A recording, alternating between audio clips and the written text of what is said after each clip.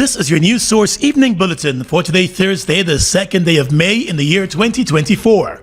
I'm Gordon Mosley reporting, and here's what we're tracking tonight.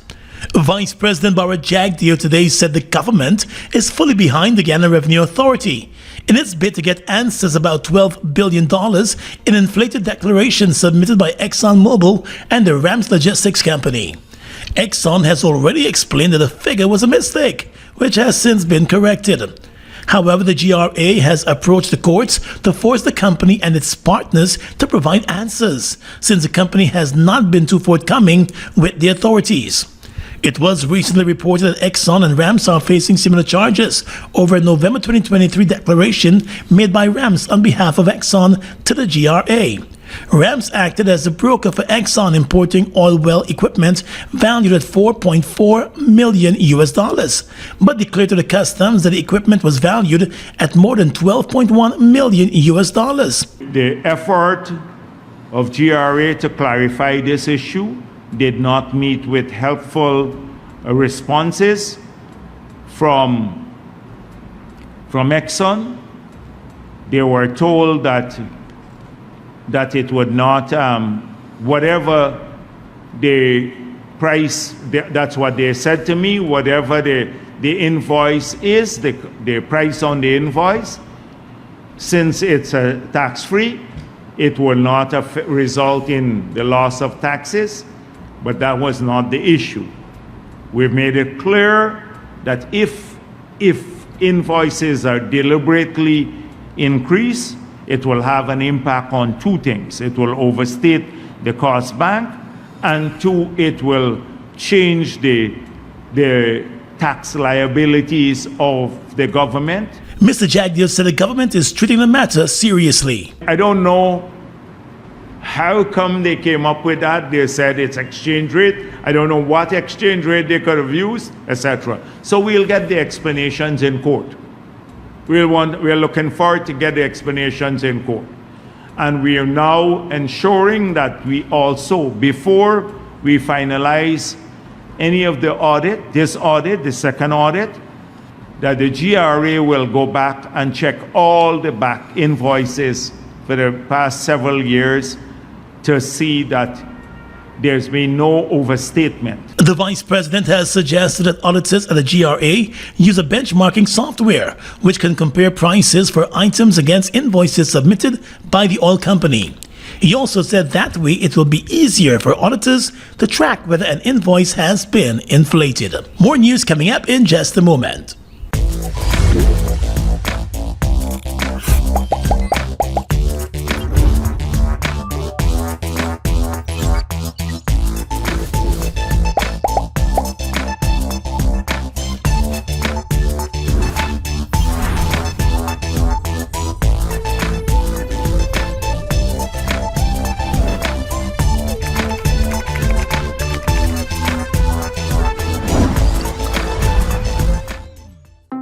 It's one of your biggest goals, getting your own home, where memories are made, where happiness lives. You may feel that home ownership or renovation is beyond your reach, but we at Republic want you to know that there's always a way. Ask us about our suite of mortgages. Let's help make your housing wishes come true, or advise on how the equity in your existing home can finance other dreams and goals. Call or go online to learn more.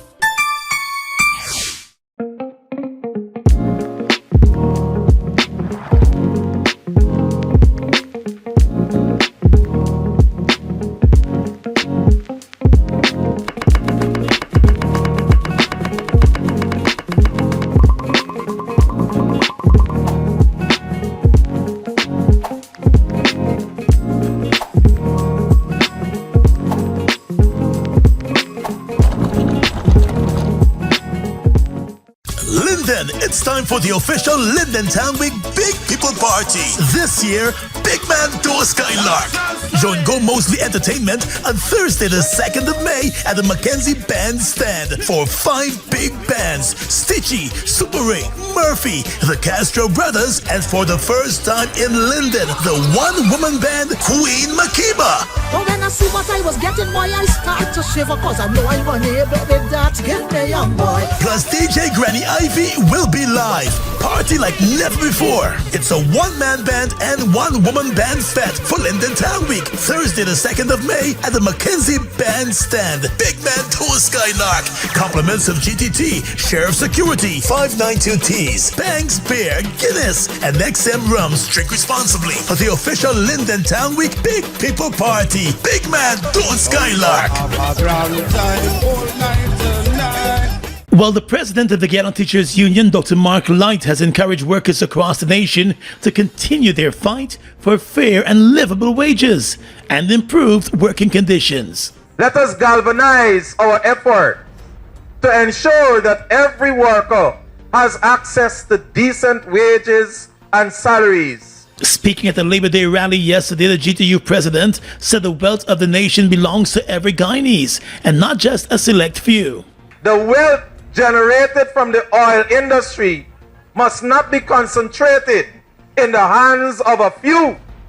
It must benefit the entire community, the country, especially those who are part of the labor force.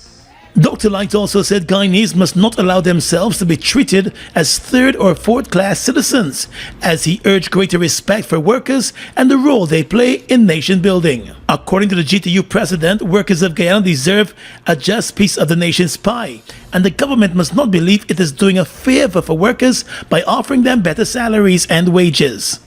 The wise counsel and leadership of the GTUC has seen it fit for us to rally around the call for a share in the oil wealth. And so decent work and social justice is tied with a fair share of the wealth that is earned in this country. Light also called for greater cooperation among workers in standing up for their rights. He said when there is a strike and one worker turns up for work, that worker is contributing to union busting.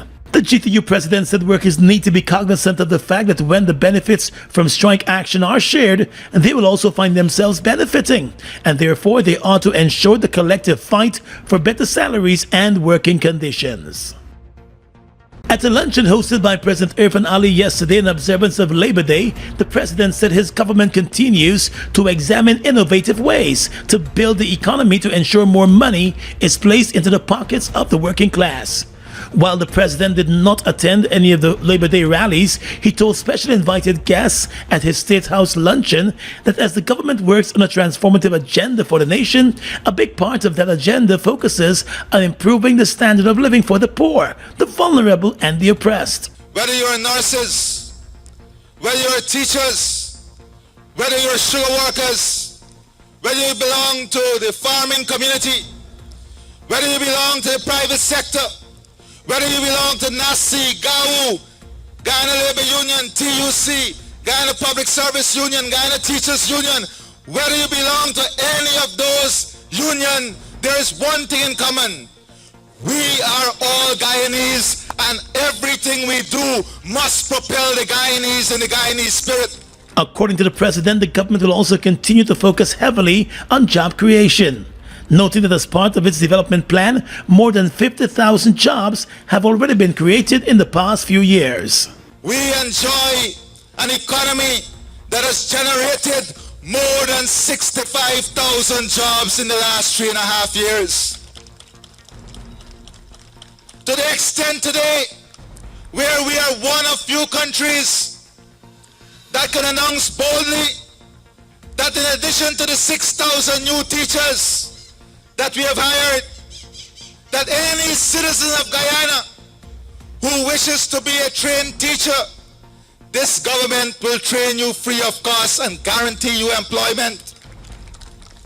Any citizen of Guyana who wishes to be a nurse, this government will train you free of cost, will give you a stipend whilst we train you, and will guarantee you employment after you're trained. And although we made monumental adjustments in the salary of our workers, I believe that we have to find more innovative ways of ensuring more disposable income is placed in the pockets of all our workers in the public and private sector. The president said he would like to see a more united Guyana and one that will see workers and their representatives rising together to ensure a brighter future. Purple Arts Productions presents A Treat for My Mother's 7 on Mother's Day, Sunday, May 12, for the Martian and Strings, Barbara Lee, Leona Walton, Young Nelson, and others. Golden Jury for the Best Dressed Mother in Purple, 8 p.m. at the National Cultural Center. Tickets $3,000 and $2,500.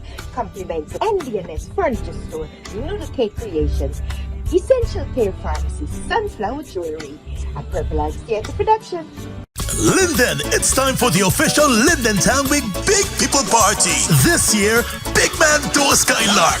Join Go Mosley Entertainment on Thursday the 2nd of May at the Mackenzie Bandstand for 5 big bands: Stitchy, Super Ray, Murphy, the Castro Brothers, and for the first time in Linden, the one-woman band Queen Makiba. But when I see what I was getting, boy, I start to shiver, cause I know I'm gonna hear baby that get me young boy. Plus DJ Granny Ivy will be live. Party like never before. It's a one-man band and one-woman band fete for Linden Town Week. Thursday the 2nd of May at the Mackenzie Bandstand. Big Man Tour Skylark. Compliments of GTT, Sheriff Security, 592Ts, Banks Beer, Guinness, and XM Rums. Drink responsibly for the official Linden Town Week Big People Party. Big Man Tour Skylark.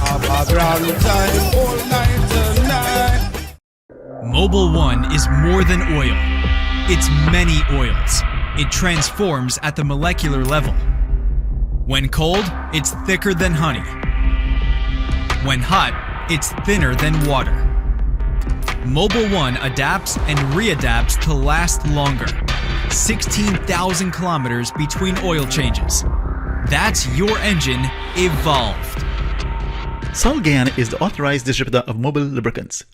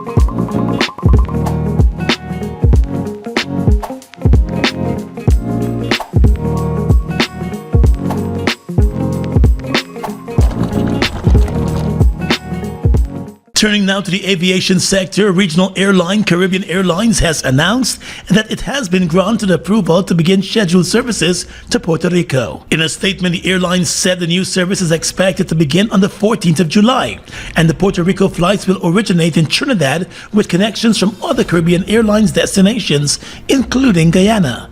The airline said the strategic addition will see the operation of flights 3 times per week, and cargo services will also be available on those flights. The airline also said the expansion aligns with its broader growth strategy and underscores its commitment to providing enhanced connectivity within the Caribbean. The new route is designed to strengthen links between the English-speaking and Spanish-speaking Caribbean, facilitating increased business and tourism opportunities, Caribbean Airlines noted. CEO of Caribbean Airlines Garvin Madeira said the company is excited to expand its passenger and cargo services to San Juan, Puerto Rico, as part of the ongoing effort to better connect the region. He said the move is crucial to the airline's growth strategy and represents its commitment to offering customers convenient and reliable travel and trade options.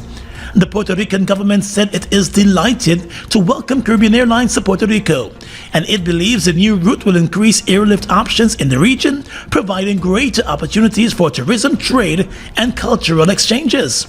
The government of Puerto Rico has pledged its support to Caribbean Airlines and said it looks forward to a successful partnership that benefits the market, travelers, and the airline's expansion roadmap.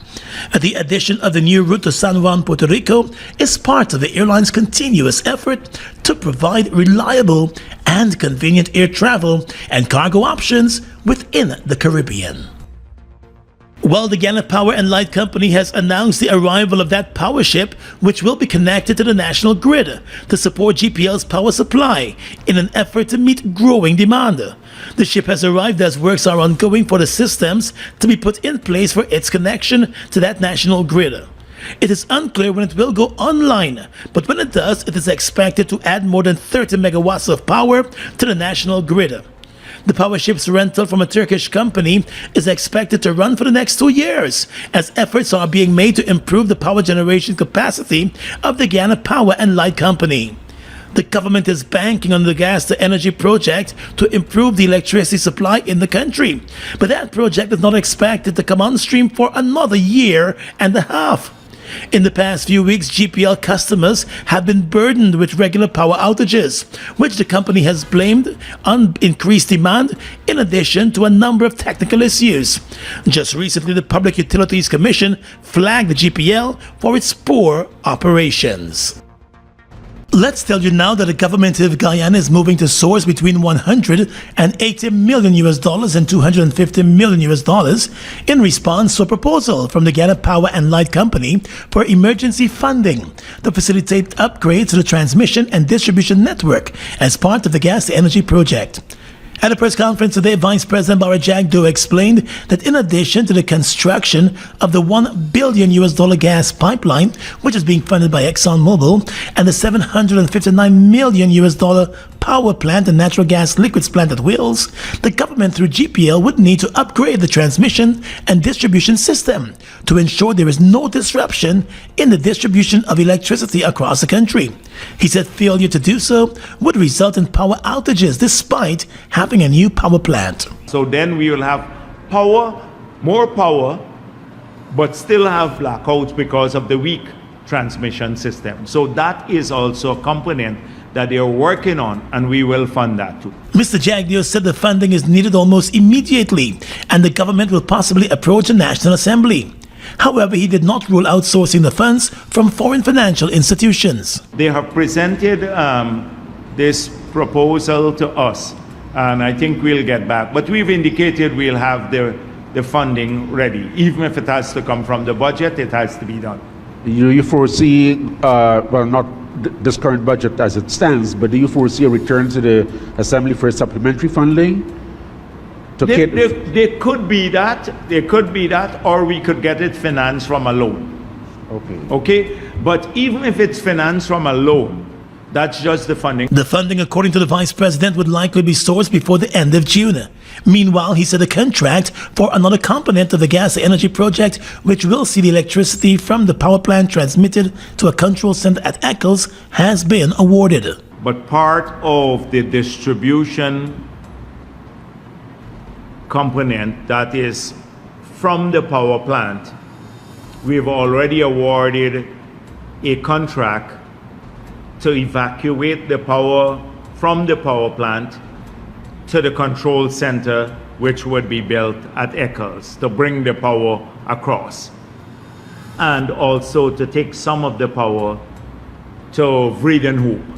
So there are several substations and the transmission main as part of that component. And the contract has been awarded to an Indian company, Kalipataru, I think that's the name, and that component should be completed along with the pipeline component of the project by the end of the year. It was noted that a component of the project is expected to be completed by the end of the year, along with a gas pipeline. The power plant is now scheduled to be completed in December of next year. Purple Arts Productions presents A Treat for My Mother's 7 on Mother's Day Sunday, May 12. Sean Bullock. Bunny House, Charming Black, Ronald Green, and others. Golden Jewelry for the best dressed mother in purple. 8 p.m. at the National Cultural Center. Tickets $3,000 and $2,500. Compliments of Survival Shopping Complex. The Simple Trading, Secure Innovations and Concept Inc. A Purple Eye Theatre production, directed by Simone Dowding. Look at the breathtaking beauty of the Essequibo. From its pristine rivers to its abundant resources, it's a treasure that belongs to Guyana, and we ask Venezuela to respect the rule of international law.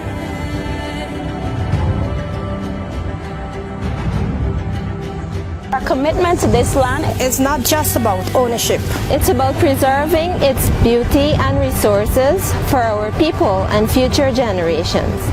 The controversy between Guyana and Venezuela was settled internationally as full, perfect, and final in 1899. Essequibo belongs to Guyana.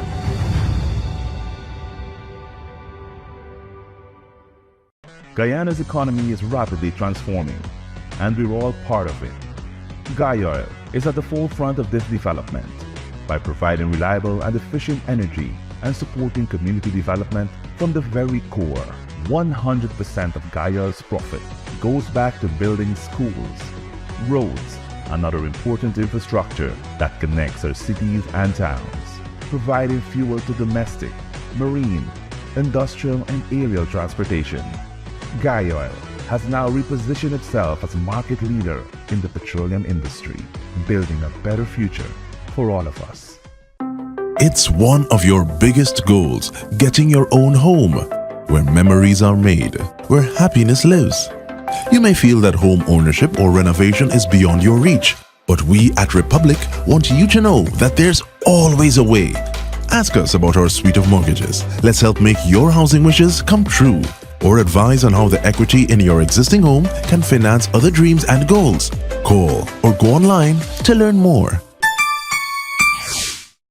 Holiday spending put a dent in your cash. Top up your pockets in the Cash Splash promotion. Win over $5 million, including over $1 million in our weekly draws. Just purchase any Buster, Turbo, Fruita, Cool Kids, or Viva. Look for the 8-digit code starting with 786. Then visit Facebook or IG at Buster Guyana or Turbo_Caribbean for more details. Across the region tonight, at least 10 people have died and more than 20 are still missing after storms caused flooding in the southern Brazilian state of Rio Grande do Sul.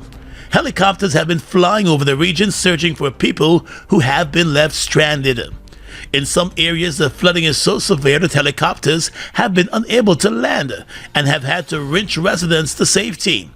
The state's governor has asked the federal government for help, and the President Luis Inácio Lula da Silva has responded, saying that the federal government will join the efforts of the state government and the municipalities to get through the difficult time, which he said is as a result of climate change.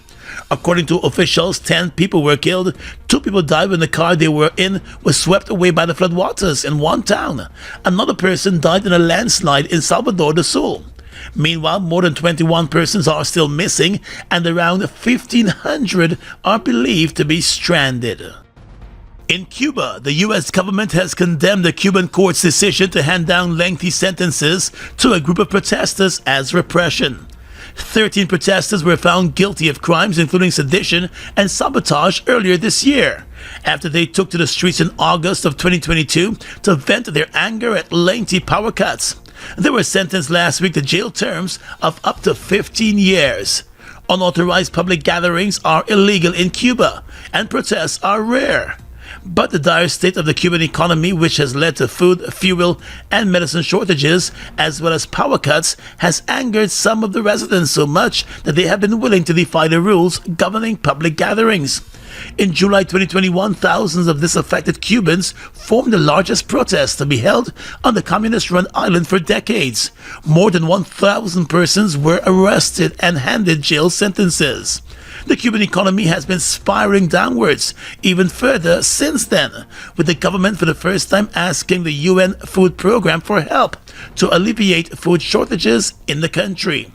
The group of protesters sentenced last week had taken to the streets back in August 2022 after their small town experienced lengthy power cuts.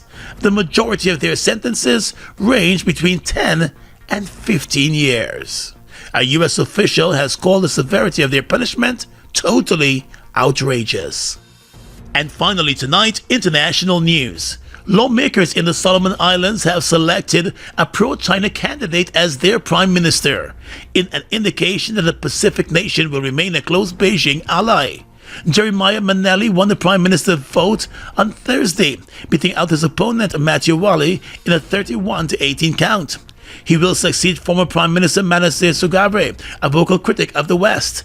Mr. Manelli was foreign minister in 2019 when the Solomon Islands chose to switch its long-standing diplomatic recognition of Taiwan to China, a move that shocked the regional neighbors. He has already indicated that he will continue the nation's close ties with China, including the island's secretive defense and security pact. Opposition candidates had suggested the deal could be revoked, or at the very least, have its full details disclosed to the public. And that's your news source evening bulletin for tonight. I'm Gordon Mosley reporting and encouraging you to have a safe and enjoyable night.